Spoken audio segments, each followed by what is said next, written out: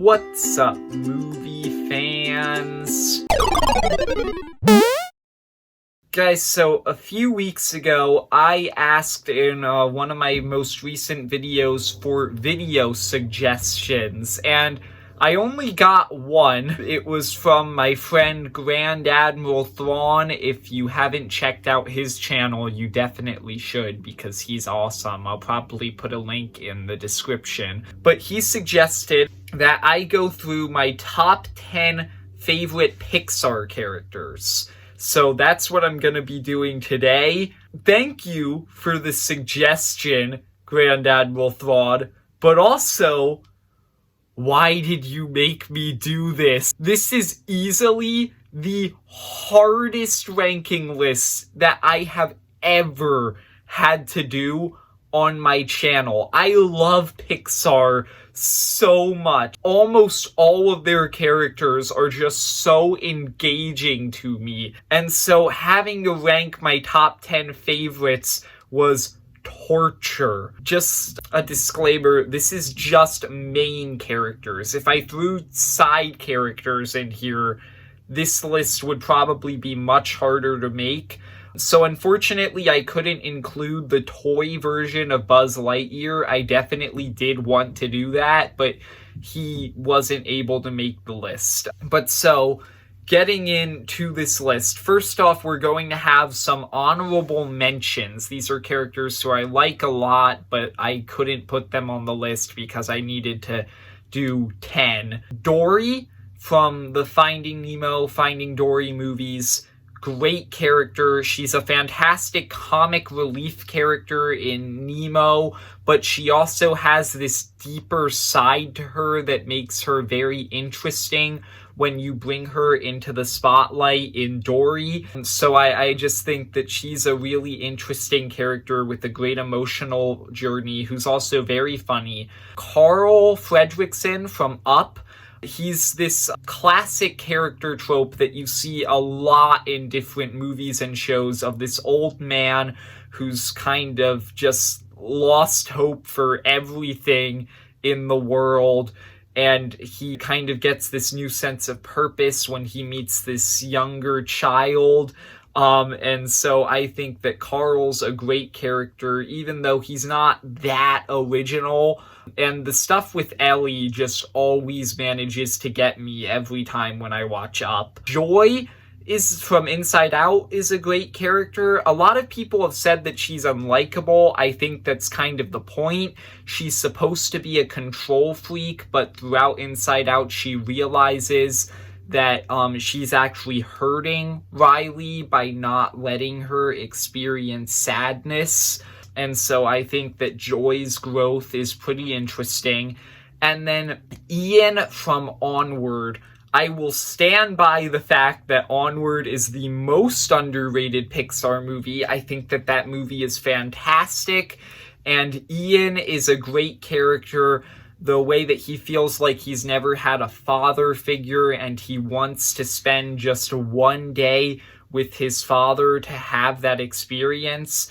But then he realizes that he actually did have a father figure in Barley, and so he lets Barley have that experience instead.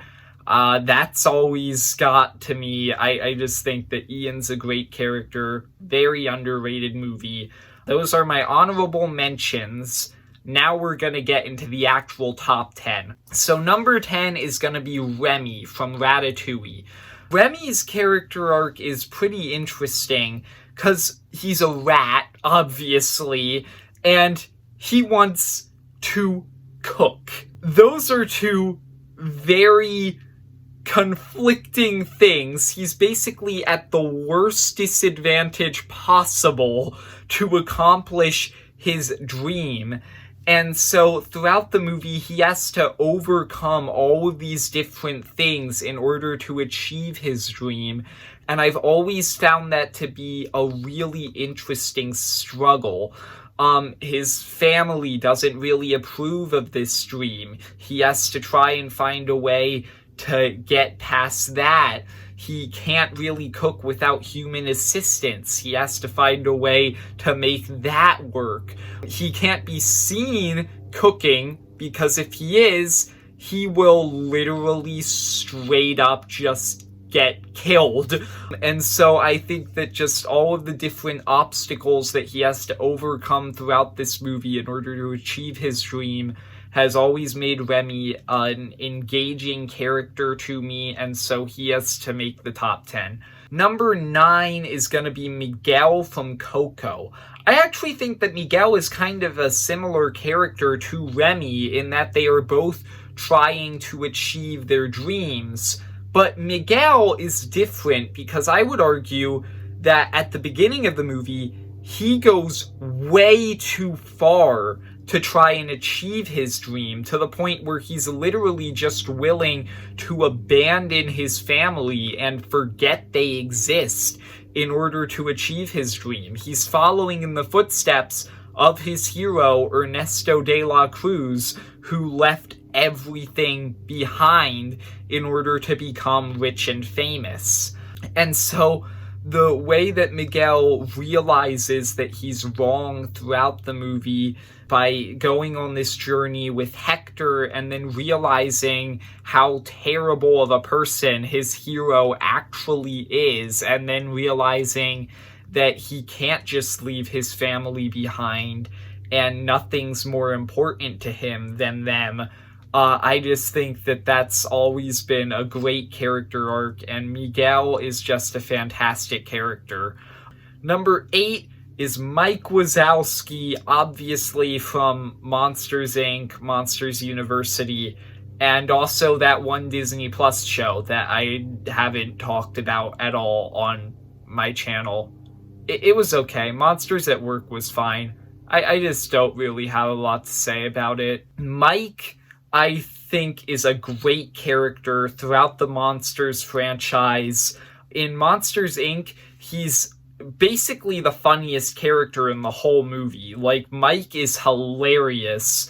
And then I also think that his friendship with Sully, the way it's tested throughout the story, the way that he is willing to pursue his dreams and just let whatever happens to Boo happen to her, and then he realizes throughout the movie, he kind of like warms up to her and he realizes that she's more important. I think that that's interesting. I just think that Mike is a great character in Monsters, Inc. And then I actually think that they improved upon him a lot in University, because that story is actually focused around him. He's the main character of that movie. And so you get a lot more time to see him and his origin, where you realize that he actually wanted to be a scarer, and he realized that that dream was kind of impossible to achieve. But that didn't matter because that dream didn't really suit him anyway, and he's much better at something else, and I think that that's always been interesting to me. Mike, I just think, is a very fun, great character. Number 7 is gonna be Wally.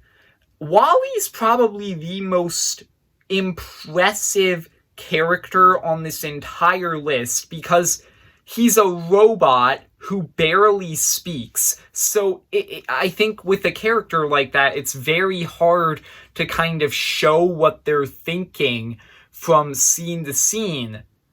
But with Wally, they just do it perfectly. You can tell when he's excited, when he's scared, when he's just completely in love with Eve. Like, he manages to express all of those emotions so well. And I just think that what they managed to do with Wally in making him an incredibly fun and engaging protagonist to follow with barely any dialogue was just very impressive, and that was enough to get him this high up on the list. Number 6 is Mr. Incredible. The Incredibles is obviously one of my favorite Pixar movies ever, and I think Bob's character arc in the movie is interesting, where he's kind of taking everything he has with his family for granted because he wants to relive his days as this superhero.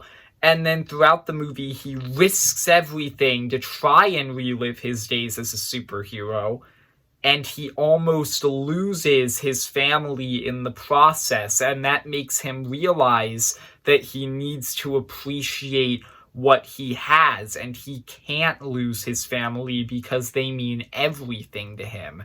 And so I've always found that to be interesting. And then in Incredibles 2, they don't expand on his character that much, but they do give him a lot more time to kind of be a dad to Violet, Dash, and Jack Jack. He has several meaningful interactions with all of them, especially Violet, throughout the film. And so Mr. Incredible, I just think he's a great character. Number 5 is Joe Gardner from Soul. He's one of the most recent characters of Pixar. Soul is one of their most recent movies. And I just think that Soul is such a good movie. Like, every time I think about that movie, every time I rewatch it, it has quickly become one of my favorite Pixar movies ever. Just such a great film. And Joe is basically the prime reason for that. The growth of Joe and 22 throughout the movie is really interesting.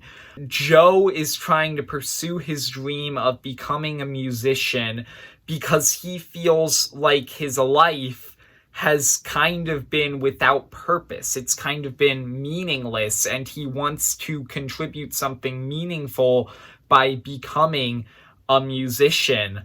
But then when he dies, that's why he fights so desperately to try and get his life back, because he feels like his life had nothing meaningful that happened in it, and he wants a second chance. And in the process, he deprives 22 of her chance to have a life in order for him to get a second chance at his life. But then when he finally achieves his dream, it doesn't feel the way he thought it would. And then he realizes that really his life did have purpose, and all of the meaning in it was actually contained in the simpler things and not in this like grand pursuit to become a musician. And so after he realizes that, he was wrong to take that chance to experience those things away from 22, and he accepts his fate, and then he's given the second chance that he wanted to live his life however he wants to in the future.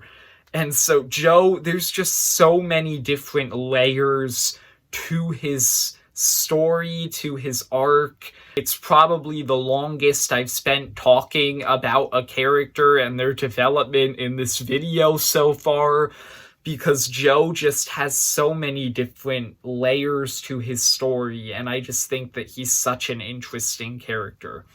Number 4, this might surprise some people, because so many people hate the Cars franchise. I think that the concept of the Cars franchise is kind of a difficult thing for people to accept, and as a result, that franchise just gets hated on so much. But Cars and Cars 3 are good movies. Like, seriously, very underrated. I am putting Lightning McQueen in my top 5 Pixar characters, because I think that his arc in Cars 1, where he's trying to live this life of fame and fortune that doesn't actually hold any meaning to him. He just wants to be known by the world. And then he realizes that when he gets trapped in Radiator Springs and he realizes how nice all the people there are, he becomes friends with Mater and Sally, and he realizes that his life could hold far more meaning if he just lived a simpler life without pursuing this dream of like becoming famous. And so I just think that that's always been interesting and emotional. And then in Cars 3, skipping the second movie, I don't even want to talk about it in this incredibly positive video. You get to Cars 3, and Lightning is now a veteran racer, and he's getting replaced by all these new younger racers, and he's fighting so desperately to try and compete with them. But then he realizes that that's not what racing is about. It's about passing it on to younger people when you're done. And so he then teaches the yellow car. Crap, how did I forget her name? Cruz, that's right. He teaches Cruz how to become a racer and becomes her mentor. And I just think that that's really interesting. Lightning is an underrated character. Number 3 is Sully, another character from the Monsters, Inc. franchise. I think that Sully is just such an interesting, nice, entertaining character to me. He's just such a kind guy in Monsters, Inc. And I think that his friendship with Mike, all the things that I talked about when I talked about with Mike, the way that their friendship was tested, the way that Sully realizes how they were wrong about humans and grows close to Boo, just all of that is interesting and emotional to me. I've always found Sully to just be such a great character. And then in Monsters University, they expand on his backstory a bit. You learn that he used to be kind of a jerk who pretended to be like all confident when in reality he was just doing that because he didn't really feel confident and he was incredibly nervous. And then he meets Mike and their dynamic changes the two of them.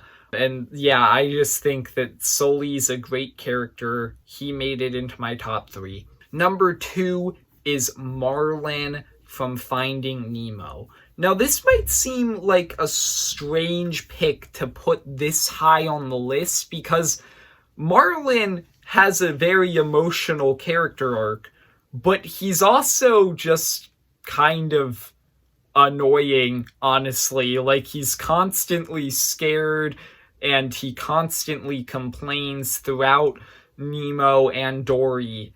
But honestly, his growth as a character throughout Nemo, I think, is enough to put him this high on the list because I just think that it's so interesting and emotional. The way that he starts the movie is incredibly overprotective, not letting Nemo do anything on his own. And then throughout the movie, when he almost loses Nemo and he goes on this adventure to try and save him, he realizes from Dory and also from Crush that if he continues to be incredibly overprotective of Nemo, then Nemo isn't going to get anywhere in life because he's not going to be able to do anything on his own. And honestly, he's probably going to end up exactly like Marlin, just constantly scared, overprotective, and worried. And so the way that Marlin realizes that and the way that he loosens up on Nemo afterwards, I just always think that that's so emotional. Finding Nemo is such a great movie, and Marlin's growth is just fantastic. But number 1 has to be Woody from the Toy Story franchise, obviously. Woody just has the most growth and intrigue to him out of all of the Pixar characters. He has 4 movies of character development, and I just think that his arc and the way it progresses is very interesting. In Toy Story 1, at the start of the movie, he basically only cares about being Andy's favorite, and so he hates Buzz because he wants to be the favorite toy. He wants to be the one in charge.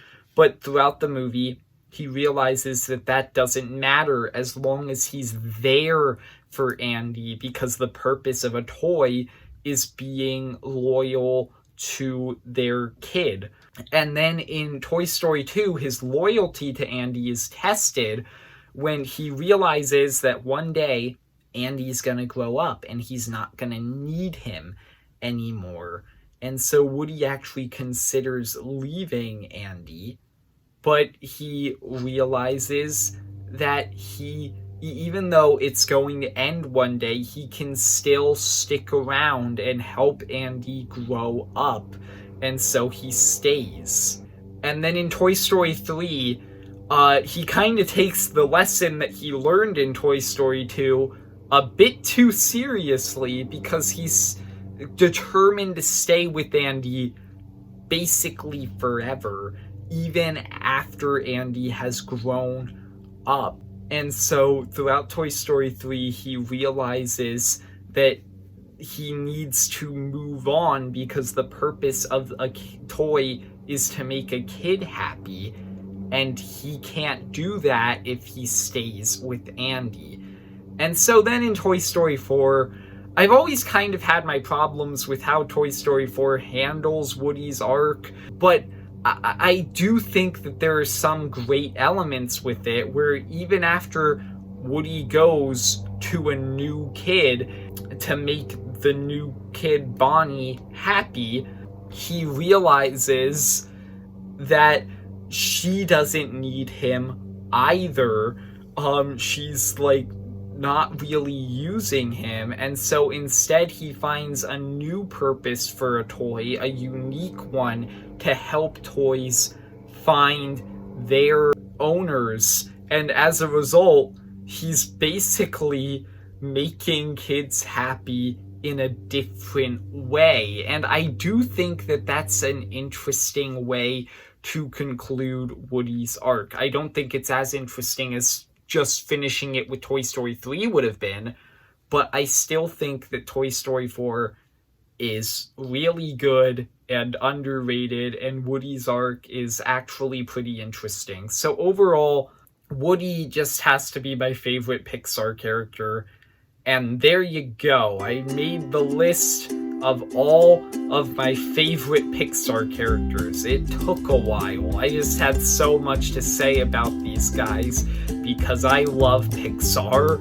I hope you enjoyed. If you did, leave a like and subscribe. Comment down below who's your favorite Pixar character, and also video suggestions, please. I really need them. This one that I got is only gonna keep me busy for like this video, and then I'm gonna be out of video ideas again. So please comment video suggestions below, and see ya, movie fans.